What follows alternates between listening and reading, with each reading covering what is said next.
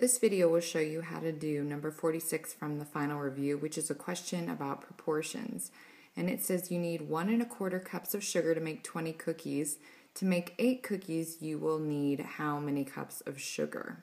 Okay, so first of all, when I set up my proportion, I'm going to remember that our proportion is simply 2 equivalent fractions. So I can see on my question that I have cups of sugar and cookies. So I'm just going to write that down here.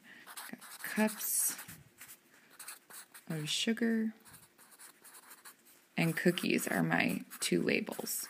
And they tell me that I have 1¼ cups of sugar for 20 cookies, and they're asking me how many cups of sugar for 8 cookies. Okay, so first step is I'm going to draw my 2 equivalent fractions, and I need to put my labels on this. Now, remember, your labels have to go either both on top matching or both on the side matching. So in other words, if I'm going to do cookies here, I can do cookies right on the same line as it. However, I can also do cookies and cookies on the same side. Either one will work. The key is, notice that I cannot have cookies diagonal to cookies. Okay, so then my other label is cups of sugar. So I'm just going to put C of S. And again, down here, my cups of sugar would go over here.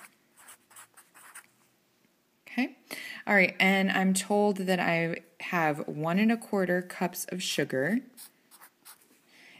for 20 cookies. Notice that these are the same because it's a ratio, 20 cookies to 1¼ cups of sugar.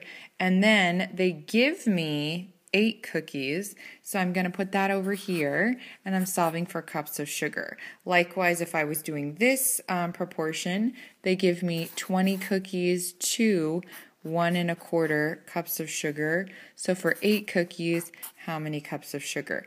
Then I'm going to cross multiply. You're going to notice that with either one of my proportions, it is the same problem. So I'll show you that there. So you can see that in this one, 20 is being multiplied by x. In this one, 20 is being multiplied by x. Here, 1¼ is being multiplied by 8, and also the same here. So you can see that they're identical. Okay, so let's go back up to the top, and I'm going to continue solving here. So I have 20 times x equals 8 times 1¼ and at this point you can do whatever's easiest. You could change this into a decimal, or you could change it into an improper fraction. I'm going to go ahead and change it to an improper fraction because I think it's going to be easier. So I have 20x equals 8/1 times, I do 4 times 1 is 4 plus 1 is 5, so 5/4. Sorry about that. Okay, so then I need to simplify this side here. So I've got still my 20x equals. I know that I can switch my 1 and my 4 and cancel them. So I'm going to change this into a 4 and that into a 1. And 8/4 is 2. So now I have 2 times 5. And 2 times 5, that's really easy. That's 10. So now I have 20x equals 10. Now I need to solve for x.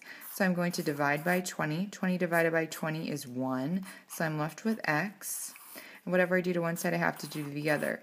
10/20, I can divide both of these by 10. And I get 1/2. So I plug that in. So does that make sense? For 8 cookies, I need a half of a cup of sugar. Yes. So my answer is 1/2 cup of sugar.